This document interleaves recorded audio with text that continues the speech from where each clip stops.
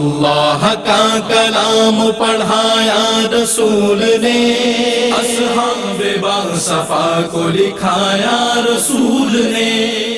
الحمدللہ الحمدللہ الذی ابدع الافلاک والارضین، والصلاة والسلام علی من کان نبیا وآدم بین الماء والطین، وعلی آلہ واصحابہ اجمعین۔ اما بعد، فاعوذ باللہ من الشیطان الرجیم، بسم اللہ الرحمن الرحیم۔ ابتدا ہے احکم الحاکمین کے بابرکت نام نامی اسم گرامی سے، جس کی ذات کو زیبا ہے کہ جہاں برک سجود اسی کی ہی ذات کو ہوتا رہے۔ اربہا درود و سلام کا نذرانہ سلطان حسینان عالم کی ذات والا اعتبار پہ کہ اگر آپ کی ذات پر درود و سلام بھیجنے کا ارادہ ہو تو ایک مومن کو بوستان شوق میں جانا پڑتا ہے، اپنی نگاہوں کی پلکوں سے چن کے صحیح معنوں میں طاؤس کے موتی لانے پڑتے ہیں، پھر ان میں آداب، احترام، اکرام، طہارت، رفعت، عزت اور عظمت کو سجایا جاتا ہے۔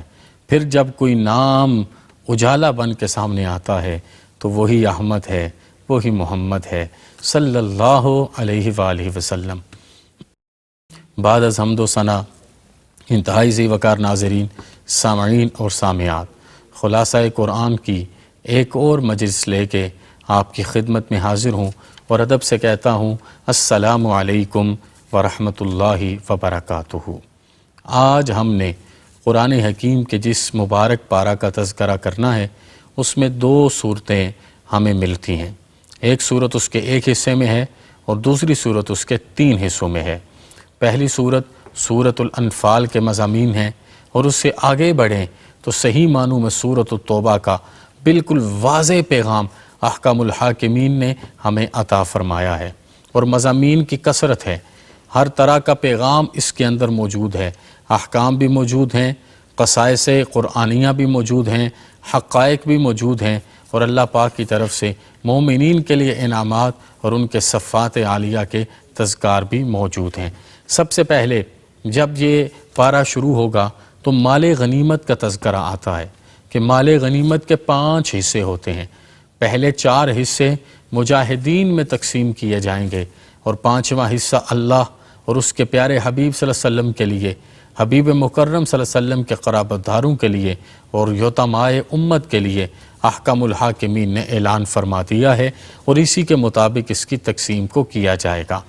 آگے ایک بہت بڑا پیغام آتا ہے، ان اللہ لا یغیر ما بقوم حتی یغیروا ما بانفسہم، وہ قوم جو اپنی حالت خود نہیں بدلتی، میرا مالک بھی اس کی حالت کو نہیں بدلتا۔ اگر آج کے زمانے میں کوئی قوم بھی چاہتی ہے کہ میرا مالک اسے دنیا میں عزت دے، میرا مالک اسے دنیا میں صحیح معنوں میں رفعت اور اوج عطا فرمائے، تو اسے اپنے تمام معاملات کو خود بدلنا ہے۔ آگے احکام الحاکمین نے اس سورہ مبارکہ میں یہ بات واضح بیان کی ہے کہ مومنین کو بتانا کہ میں نے تمہیں اتنی طاقت عطا فرمائی ہے، ایک مومن سچے دل سے جب مقابلہ کرنے کے لیے خلوص نیت سے آئے گا تو 10 پہ بھاری ہوگا، ایک 10 کافروں کے اوپر بھاری ہوگا، 10 کافر اس ایک مومن کا مقابلہ نہیں کر پائیں گے،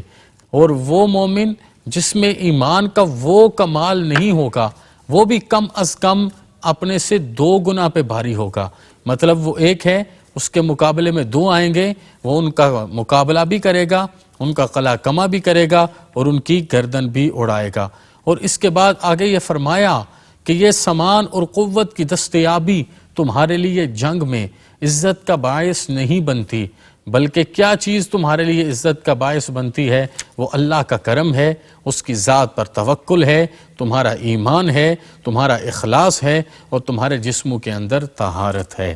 میں وقت کو سامنے رکھتے ہوئے سورۃ التوبہ کے مضمون پر آؤں گا کہ سورۃ التوبہ کا مضمون شروع ہی بڑی قوت سے ہوتا ہے، شروع ہی بڑی جرت سے ہوتا ہے، اور احکام الحاکمین ارشاد فرما رہے ہیں کہ اب جہاں تک بات ہونی تھی وہ بات ہو گئی، اب 2 معاملوں میں سے ایک معاملہ ہو کے رہنا ہے، یا ان کو دین اسلام قبول کرنا ہے، ہمارے ایمان پر آنا ہے، ہمارے دین حنیف پر آنا ہے، دین مبین پر آنا ہے، دین متین پر آنا ہے، یا ان کے ساتھ اعلان جنگ کیا جائے گا۔ یہ حرمت والے 4 ماہ گزر جائیں تو ان کا محاصرہ کیا جائے گا، ان کا حقہ پانی بند کیا جائے گا، ان کو نان نفقے کے معاملے میں تنگ کیا جائے گا۔ اور یہاں پر یہ بات یاد رکھیے گا کہ دین اسلام جب جنگ کا حکم دیتا ہے تو اس کو بھی پوری تہذیب کے ساتھ دیتا ہے۔ دین اسلام کا جنگ کا حکم دینے کا اپنا پیٹرن ہے، اس کے مطابق وہ جنگ کا حکم دیتا ہے۔ اور سرکار دو عالم صلی اللہ علیہ وسلم جب غزوات پر اپنے صحابہ کو بھیجا کرتے تھے تو حضور ارشاد فرماتے تھے کہ صحابہ کرام یاد رکھیے گا، جس علاقہ پر آپ قبضہ کریں گے اس کی کھڑی فصلوں کو ضائع نہیں کرنا، ان کے جانوروں کو ذبح نہیں کرنا، ان کے بچوں کو ذبح نہیں کرنا، ان کے بوڑھوں پر حملہ نہیں کرنا، اور ان کی عورتوں کی عزت کی حفاظت کرنا۔ یہ پیغام ہے میرے پیغمبر صلی اللہ علیہ وسلم کا۔ لیکن معاملہ یہ ہے کہ جن لوگوں کے ساتھ معاہدہ اس وقت میں طے تھا ان کفار کو مہلت دی جائے گی، اور ان کا معاملہ یہ تھا کہ یہ کفر بھی کرتے تھے، ساتھ منافق بھی تھے، کہ اگر ان کے اوپر کوئی آزمائش آ جاتی ہے، مضامین بیان ہے سورۃ التوبہ میں،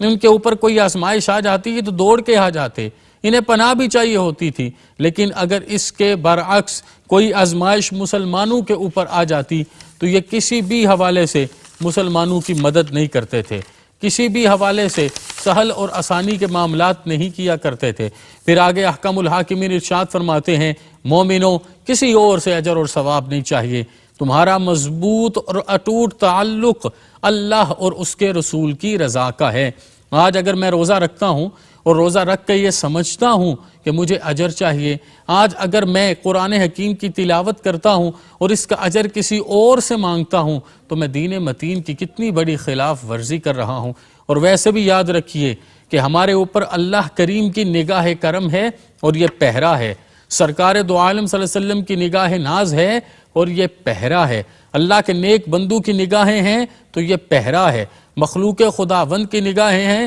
تو یہ پہرا ہے، اور جب یہ ساری نگاہیں ختم ہو جاتی ہیں تو کرامن کاتبین ہیں، یہ پہرا ہے۔ اس لیے ہمیں اخلاص سے آگے چلنا ہے، نہ کفر کی سلطنت میں جانا ہے اور نہ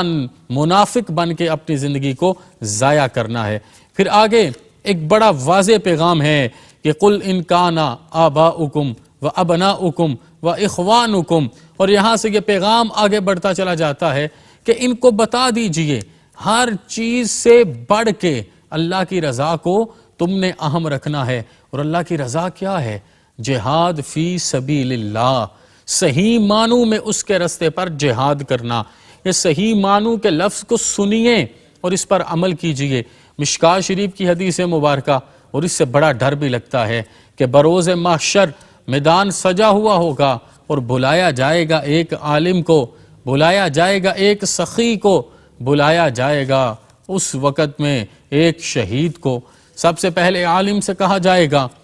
کہ بتا تو نے دنیا پہ کیا کیا، وہ اپنی ساری معروضات دلائل سے پیش کر دے گا اور اپنے علم پر اترائے گا۔ احکم الحاکمین اسے جہنم میں ڈالیں گے، کیونکہ اللہ کی جناب میں بناوٹ کے لیے کوئی مہربانی کا عنصر نہیں ہے۔ پھر اس کے بعد ایک سخی کو بلایا جائے گا، وہ بتائے گا میں نے یوں مال دیا، میں نے یوں پیسہ دیا، یہ معاملات میں نے کیے۔ اسے کہا جائے گا اس میں تمہارا ارادہ تھا، کائنات میں تمہاری تشہیر ہو، تمہاری تشہیر ہو گئی۔ اب اس کے بعد احکم الحاکمین کی مجلس باوقار سے تمہارے لیے کوئی معاملہ باقی نہیں ہے، اس کو بھی وہاں سے مایوسی ہوگی۔ پھر شہید جس نے اپنا سب کچھ قربان کر دیا، جس نے اپنی شاہ رگ کو کٹا دیا، وہ جہاد کرنے نکلا تھا، لیکن کہیں اس کی سوچ میں یہ بات آ جاتی ہے کہ لوگ یہ کہیں گے کتنا بہادر ہے، یہ کتنا جری ہے، یہ کتنا ذی وقار ہے، یہ کتنا ذی شرف ہے، ان ارادوں سے یہ لڑنے آیا ہے، تو اس سارے معاملے سے اس نے اپنی جان کو قربان کیا،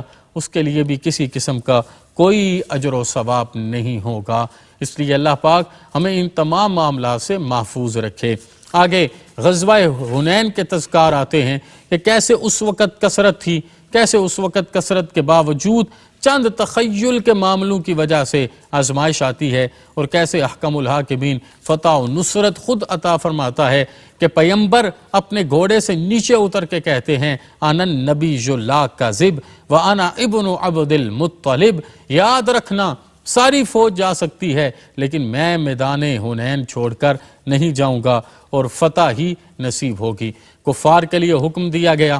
کہ 9 ہجری کے بعد کفار کو مکہ مکرمہ میں داخل نہیں ہونے دیا جائے گا، حدود الحرم کو بند کر دیا جائے گا۔ یہ نصارہ کہتے تھے حضرت عیسیٰ اللہ کے بیٹے ہیں، اور یہود کا ایک دعویٰ تھا کہ حضرت عزیر العیاذ باللہ ابن اللہ ہیں۔ ان دونوں دعووں کو رد کرنے کا کام بھی اس سورہ مبارک میں ہوتا ہے۔ اب آگے آپ دیکھیں تو آج رمضان کریم میں پورے عالم اسلام میں اپنے مال کو پاک کرنے کا عمل شروع ہے، اور مال کو پاک کرنے کا عمل کیا ہے کہ مال کی زکوٰۃ نکالی جاتی ہے۔ 100 کے اوپر 2.5 روپے نکالے جائیں گے، 1 لاکھ کے اوپر 2,500 نکالا جائے گا، اور اس کا ایک پورا طریقہ ہے، وہ آج کا میرا مضمون نہیں ہے کیونکہ یہ 10ویں پارے میں ہے، انما الصدقات للفقراء والمساکین، اور یہاں سے لے کے آگے تک اس پوری آیہ کریمہ میں جو پیغام دیا گیا 8 مصارف کو بیان کیا گیا کہ ان 8 مصارف کو زکوٰۃ دینی ہے، اور زکوٰۃ جو تمہارا مال ہے اس کا 2.5% ہے، اور 2.5% مال دینے کے بدل میں اس مال کی کوتاہیاں نکل گئیں، اس کا سقم نکل گیا، اس کے اندر موجود تمام بے برکتی کے عناصر نکل گئے، اور مال بالکل پاکیزہ ہو گیا۔ جیسے انسان وضو کرتا ہے اس کا جسم پاک ہو جاتا ہے، سجدہ کرتا ہے اس کی پیشانی پاک ہو جاتی ہے، حج کو جاتا ہے اس کا نام عمل پاک ہو جاتا ہے، اسی طرح سے زکوٰۃ ایسا حسین عمل ہے کہ مال بھی پاک ہو جاتا ہے اور معاشرے سے غربت کا بھی خاتمہ ہو جاتا ہے۔ یہاں پر میں ایک بریک نکتہ عرض کرنا چاہوں گا ضمناً آپ کی خدمت میں کہ ہم لوگ زکوٰۃ تو دے دیتے ہیں، یاد رکھیے گا کہ زکوٰۃ دینے سے ادا نہیں ہوتی، زکوٰۃ حقدار کو دینے سے ادا ہوتی ہے۔ ہمارا جو طریقہ کار ہے کہ ہم لوگوں کو بلاتے ہیں، اعلان کرتے ہیں، زکوٰۃ دیتے ہیں، کوئی شاپر پکڑائیں گے، کوئی تھیلا پکڑائیں گے، فوٹو سیشن ہوگا، یہ تو ریا کا معاملہ ہے، یہ تو ویسے ہی قابل قبول نہیں ہے۔ زکوٰۃ جب بھی دینی ہے صحیح معنوں میں حقدار کو دینی ہے۔ اب ہم آگے بڑھیں تو ہمیں اس پارہ مبارک سے یہ پیغام احکم الحاکمین کی ذات والا اعتبار سے واضح ملتا ہے کہ کس طریقے سے منافقین نے اپنے معاملات کا بیڑا غرق کیا،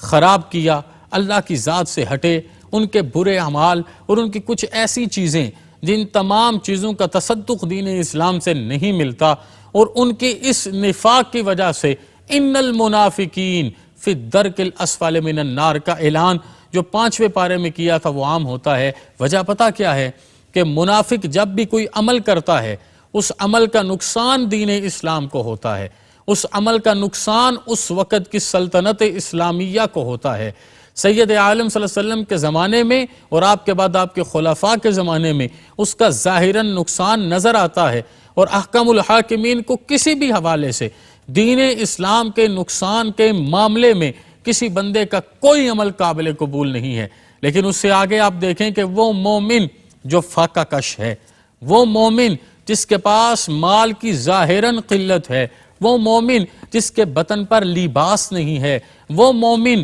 جس نے ظاہراً ویسے علوم کو حاصل نہیں کیا، وہ مومن جو ایک پانی کے پیالے پر اپنی زندگی گزار رہا ہے، لیکن وہ ایسا مومن ہے کہ وہ من احب للہ وابغض للہ وعطا للہ ومنع للہ کا مصداق بن کے آ رہا ہے، اور اس کی زندگی کا ہر قدم اللہ اور اس کے پیارے حبیب صلی اللہ علیہ وآلہ وصحبہ وسلم کی رضا کے لیے ہے۔ ایسے مومن کا ایمان کامل ہے، کیونکہ اللہ پاک چہروں کو نہیں دیکھتا، میرا مالک جب بھی دیکھتا ہے اس وقت آپ کے دلوں کو دیکھتا ہے، آپ کے دلوں کی نیت کو دیکھتا ہے، آپ کے معاملات کو دیکھتا ہے، آپ کے اعمال کو دیکھتا ہے، آپ کے دل کے اندر پھوٹنے والے ارادوں کو دیکھتا ہے، اور ان ارادوں کے بدلے میں احکم الحاکمین 2 جہاں کی عزتیں، دولت سرمدی اور نعمت عظمیٰ بنا کر مومنین کو عطا فرماتا ہے۔ یہاں پر میں آج کے اس سارے مضمون کا، اس سارے پارے کا پیغام آپ کے سامنے رکھنا چاہوں گا، اور وہ پیغام یہ ہے کہ ہم جہاد بالنفس کریں، جہاد بالمال کریں یا جہاد بالعمل کریں، جس مرضی معاملے میں بھی ہوں، ہمارے لیے اللہ اور اس کے رسول کی بتائی ہوئی طریق پر عمل کرنا لازم ہے اور اسی کے مطابق ہم نے اپنی زندگی کو گزارنا ہے۔ احکم الحاکمین قرآن حکیم کے پہلے 10 پاروں کی مضامین کی تلاوت کو اپنی جناب میں شرف قبول عطا فرمائے، اور ARYQ TV فیملی ہمارے چیئرمین کے ساتھ ساتھ ہم سب کے خاندانوں کے لیے اس کو اجر جزیل کا ذریعہ بنائے۔ وما علینا الا البلاغ المبین۔ اللہ کا کلام پڑھایا رسول نے، اصحاب باصفا کو لکھایا رسول نے۔ اللہ کا کلام پڑھایا رسول نے، اصحاب باصفا کو لکھایا رسول نے۔ قرآن کے حرف حرف کی تقسیم ہو گئی، تمثیل ہر عمل کو بنایا رسول نے۔ اللہ کا کلام پڑھایا رسول نے، اصحاب باصفا کو لکھایا رسول نے۔ قرآن کے حرف حرف کی تقسیم ہو گئی، تمثیل ہر